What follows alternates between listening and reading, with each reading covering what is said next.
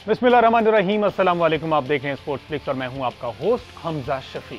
तो नाजरीन, tri nation series इस वक्त जारी है। पाकिस्तान, बांग्लादेश और न्यूजीलैंड के दरमियान ये मैचेस खेले जा रहे हैं। न्यूजीलैंड के शहर क्राइस्टचर्च में हैगले ओवल ग्राउंड है, जहां पर पहला मैच पाकिस्तान वर्सेस बांग्लादेश का हुआ और उसके बाद पाकिस्तान वर्सेस न्यूजीलैंड का मैच था जो पाकिस्तानी टीम ने खेले, और उसके बाद बांग्लादेश और न्यूजीलैंड के दरमियान भी ये मैच खेला गया है।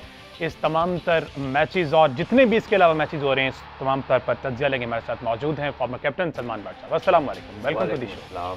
Thank you Hamza. बट साहब, किस तरह से देख रहे हैं वर्ल्ड कप की तैयारी से पहले ये ट्राई नेशन सीरीज जो न्यूजीलैंड में करवाई जा रही है और पाकिस्तान की परफॉर्मेंस जो दोनों मैचेस माशाल्लाह जीत ली हैं? देखिए, इट इज़ ऑलवेज गुड कि आप मैच जीतें। विन जो है वो बहुत सारी चीज़ों को कवर कर लेती है, और बिलाशुबा पाकिस्तान का जो मसला है वो तो मिडिल ऑर्डर का अपनी जगह मौजूद है, उसको कवर किया है। एक मैच में रिजवान ने रन्स किए हैं, आधे से ज़्यादा तो हम जीते हैं। दूसरे मैच में बाबर ने रन्स किए हैं, और आई थिंक बॉलिंग पाकिस्तान ने बड़ी अच्छी किया। दोनों मैचेस में बॉलिंग बड़ी आउटस्टैंडिंग रही है, और हमने देखा कि शादाब को ऊपर भेजा, उन्होंने 2 विकेटें गिरने के बाद आके प्रेशर को वापस जो है पुश किया न्यूजीलैंड की बॉलिंग के ऊपर, और बड़ी एक अच्छी कैमियो खेली उसने, 30+ रन्स की। और उसके बाद फिर हमने देखा कि नवाज़ आ गए बैटिंग पे। सो मिडिल ऑर्डर को हमने एक कह लीजिए कि सेफ पैसेज दिया हुआ है कि जी तुसी इतने ठहरो, असी करके आने हैं काम है तुसी, लेकिन आपको कवर करते रहेंगे हम। देखिए कर रहे हैं ना, क्योंकि बोर्ड ने कोई तब्दीली की नहीं। उनकी इंटेंशन नहीं थी इनको तब्दील करने की, और अभी तक लगती नहीं है। और अब कुछ लोगों ने कहा कि यार ये कोई अच्छा तरीका तो नहीं है कि आप उनसे ऊपर, लेकिन बात यह है कि जब कप्तान को और पूरी टीम के थिंक टैंक को पता है कि इनकी तरफ से बड़ा माइल्ड रिस्पॉन्स है, ये बड़े रन्स नहीं कर रहे, ये इनसे जो 20, 25, 30 इनके लिए बड़े यही रन्स है ना, तो इनका जो रोल है कि आप इम्पैक्टफुल 30 कर दें, 25 कर दें, यही चीफ सेलेक्टर ने यही बताया जी। वो भी नहीं उनसे हो रहा। तो ऐसे में फिर वो जितना आउट ऑफ पिक्चर रहेंगे उतना लेस क्रिटिसिज्म होगा। लेकिन at the end of the day जब कोई स्ट्रॉन्ग टीम आपके खिलाफ खेलेगी, आपके ऊपर प्रेशर आएगा। खुदा ना खास्ता रिजवान बाबर अगर जल्दी आउट होंगे तो फिर उन्होंने म्यूजिक तो फेस करना है। रिजवान बाबर का आप कह रहे हैं, क्या दोनों ने बारियां लगाई कि अगर आज तुम ही चलोगे तो मैं चल लूंगा, अगर मैं नहीं तो तुम? उन्होंने तो पता नहीं लगाई है नहीं, लेकिन ये कि अल्लाह का शुक्र है कि एक रहता है उनमें से। जब 2 चले जाते हैं तो फिर हमने देखा है कि क्या उसके बाद जो मनाजिर होते हैं वो देखे नहीं जाते लोगों से। रिजवान ने पहले जनाब 78 और आज माशाल्लाह से दोबारा से वो प्लेयर ऑफ द मंथ उनको डिक्लेयर किया गया है। उनके कंपैरिजन में कैमरन ग्रीन और अशर पटेल थे, तो आज उन्हें प्लेयर ऑफ द मंथ, और इसके साथ साथ T20 रैंकिंग में भी नंबर 1 है। तो बाबर आजम को अगर देखा जाए तो पहले मैच में फिर से 22 रन पर वो आउट हो गए थे, उसको किस तरह से देख रहे हैं? और सेकंड मैच में लेकिन उन्होंने बैक किया। देखिए ऐसा ही है, अब डेली बेसिस पे तो आप अपनी परफॉर्मेंसेस को बिल्कुल at a very top level repeat नहीं कर सकते, नोबडी डज। एक्सेप्शनल कंसिस्टेंसी है रिजवान की। 10 में से 10 इनिंग्स में 7 दफ़ा उन्होंने 50 रन को क्रॉस किया है, तो वो प्लेयर ऑफ द मंथ हुए हैं, और बहुत शानदार बैटिंग कर रहे हैं। एज अ रिज़ल्ट पाकिस्तान वो मैचेस भी ज़्यादातर जीतता है जिसमें ये दोनों में से एक बड़ी इनिंग खेलता है, और जब ये नहीं खेलते तो वो वाला रेट जो है ना उसकी तरफ जाने की ज़रूरत नहीं। हम सबको पता है कि फिर पाकिस्तान के मैच का क्या बनता है। अब रिजवान की हम दिखाएंगे जिस तरह से उन्होंने पहला मैच खेला और 78 रन किए उन्होंने, और उसके साथ साथ बाबर आजम 22 रन पर उनके साथ खेल रहे थे, लेकिन वो जल्दी आउट हो गए। शान मसूद की अगर बात की, ये पहले देख लेते हैं रिजवान ने जो पहले मैच में परफॉर्म किया। तनकीद करने वालों को क्या कहेंगे? उसकी इस परफॉर्मेंस पर भी तनकीद की गई कि जनाब टेस्ट मैच खेलने आए, आप ये नहीं देख रहे कि दूसरे एंड पे विकेट्स गिरती जा रही हैं और वो एंड तक खेलना चाह रहे हैं। देखिए तनकीद करने वालों के भी तो क्लास है ना, कौन कौन कर रहा है तनकीद। कुछ तो क्रिकेट खेले हुए हैं, उनके एंगल्स नज़र आते हैं। कुछ लोग नहीं खेले हुए, उनसे गिला नहीं है, क्योंकि उन्हें पता ही नहीं है, वो बस फ्लो के साथ चले जाते हैं कि जी आजकल ट्रेंड क्या है जी, इन पे तनकीद हो रही है, एक को नीचे लाओ, इनकी जगह किसी और को डालो। It happens nowhere. दुनिया उन्हें वर्ल्ड क्लास रेट कर रही है, ICC उन्हें most dangerous opening pair rate कर दिया वर्ल्ड कप। बिल्कुल। और हमारे यहाँ कुछ लोग क्या बहस कर रहे हैं कि इनको तब्दील करके किसी और को बीच में बाबर को चौथे नंबर पे ले आओ। देखिए भाई, साफ सी बात है, बाबर की जो शॉर्ट रेंज है वो नहीं है कि वो मिडिल ऑर्डर में आके परफॉर्म कर सके। He is not a slogger, ठीक है। और दुनिया का कोई भी प्लेयर जो इस तरह की क्रिकेट खेलता है वो मोस्टली टॉप 3 में ही नज़र आते हैं, आपको इससे नीचे नज़र नहीं आते, स्पेशली इस T20 फॉर्मेट के अंदर जिस तरह की गेम होती है। तो ये एक रेलिवेंट सा आइडिया है, और जिसको बार बार लोग हैमर कर रहे हैं, इससे होना कुछ नहीं।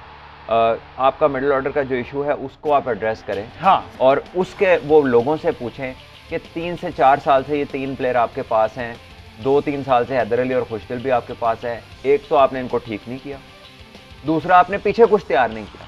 तो इन लड़कों से ज़्यादा आपका कसूर है, बिकॉज आप थे जिन्होंने दोनों तरफ तैयार, एक इनको बेहतर करना था और एक पीछे से बैकअप तैयार करना था। ना आपने आगे कुछ किया ना पीछे कुछ किया। आप भी स्टैटिक हैं, वो भी स्टैटिक हैं।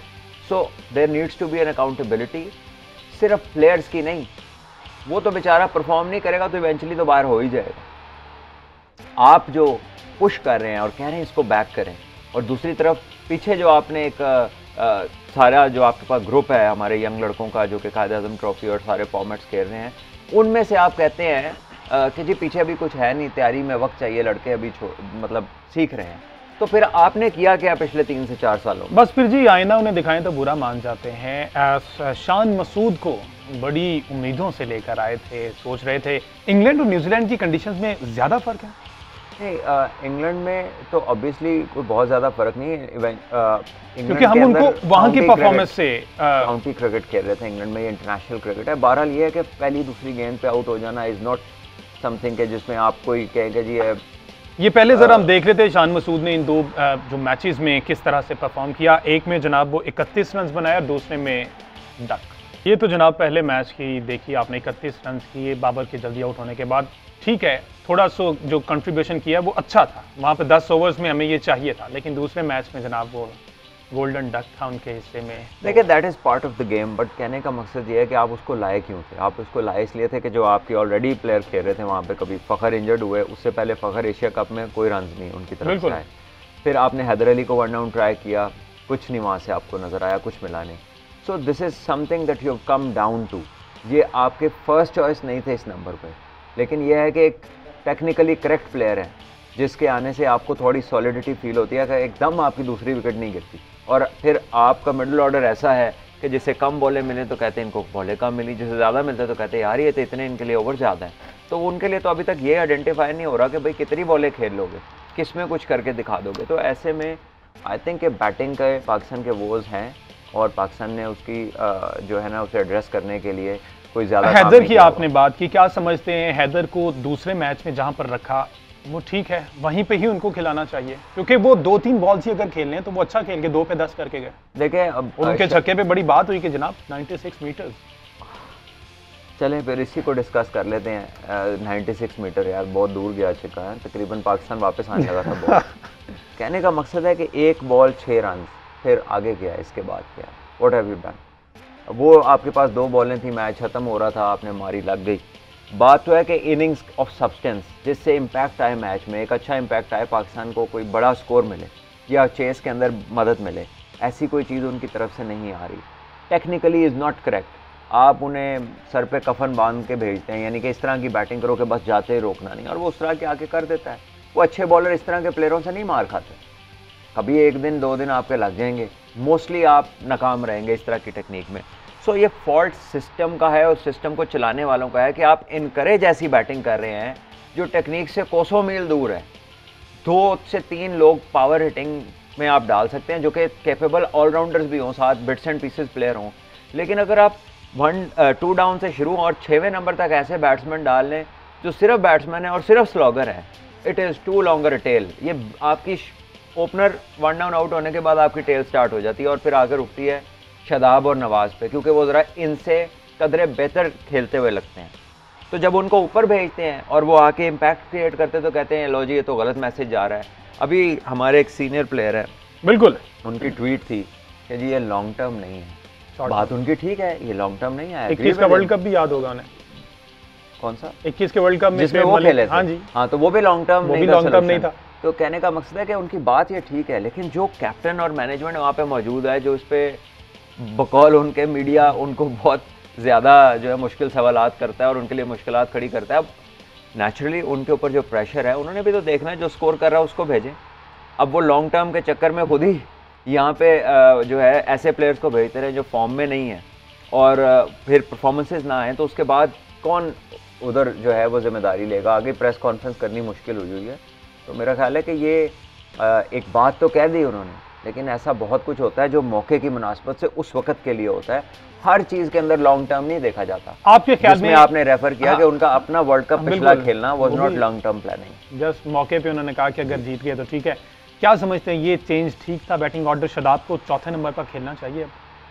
देखिए, एक लो वैल्यू विकेट है, एक ऐसा प्लेयर है जो अगर अच्छे 30-35 रन आपको कर देता है तो आपको एक मोमेंटम मिल जाएगा। और आपके ये जो मिडिल ऑर्डर के जो प्लेयर हैं जिनका अभी तक पता नहीं चला कि कितनी बॉलें काफ़ी हैं, तो फिर इनको जितनी कम मिले उतनी बेहतर है इनके लिए। तो वो शादाब अगर आके कुछ करते हैं और नवाज कुछ करते हैं तो उन्हें एक कुशन मिल जाएगा। तो चलो, अब टीम तो अनाउंस हो गई है, टीम तो यही है, तो फिर इन्हें किसी तरह बचाना तो है कि बजाय के फ्यूचर के चक्कर में तो इन्हें ड्यूरिंग द टूर्नामेंट आप एक्सपोज करते रहे। सही। तो ये तो जनाब मिडिल ऑर्डर पे तो हम बड़ी देर से बात करें, कोई फ़र्क नहीं पड़ता। अब अगर देखी जाए बॉलिंग को आप किस तरह से देख रहे हैं?